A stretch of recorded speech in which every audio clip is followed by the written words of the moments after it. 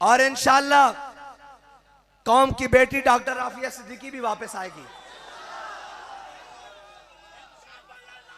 اور آئے گی انشاءاللہ، اور انشاءاللہ اس کے لیے تیار ہو بھائی، ان کو انشاءاللہ مجبور کریں گے۔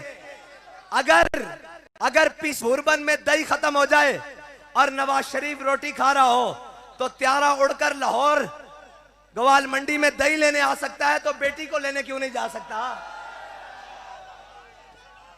اگر تیارہ اڑ کر گوال منڈی سے پائے اور ہریسے اٹھانے جا سکتا ہے تو ڈاکٹر رافیہ صدیقی کو بھی لینے جا سکتا ہے۔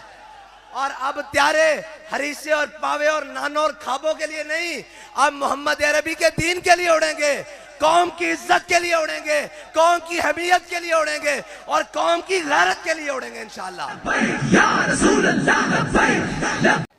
اور ابھی بجٹ آ رہا ہے، اس کے اندر ہمارا مطالبہ یہ ہے کہ تمام عیاشیوں اور بدماشیوں کو ختم کر کے قوم کو ریلیف دیا جائے، تعلیم بحال کی جائے، صحت بحال کی جائے، اور صحت کے اوپر اور تعلیم کے اوپر خصوصی بجٹ رکھا جائے، اور اس کے ساتھ دفاعی بجٹ بھی پورا رکھا جائے، اس لیے کہ ملک ہم نے بنایا ہے، ہمارے بڑوں نے بنایا ہے، اور ہمارے بڑوں نے 10 لاکھ قربانیاں دے کر یہ پاکستان حاصل کیا ہے، اور ان کی قربانیوں سے پاکستان بنا ہے۔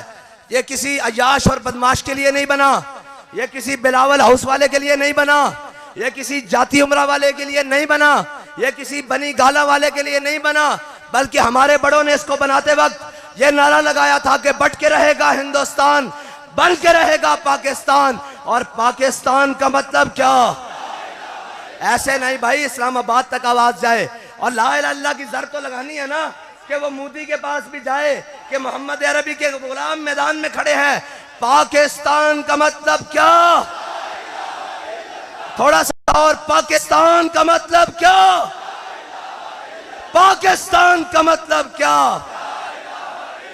اب بتاؤ، پاکستان لبرلزم کی طرف جا رہا ہے، کیمونزم کی طرف جا رہا ہے، سوشلزم کی طرف جا رہا ہے، اور جناب کیمونزم کی طرف جا رہا ہے، لبرلزم کی طرف جا رہا ہے، اور جناب نام نہاد جمہوریت کی طرف جا رہا ہے۔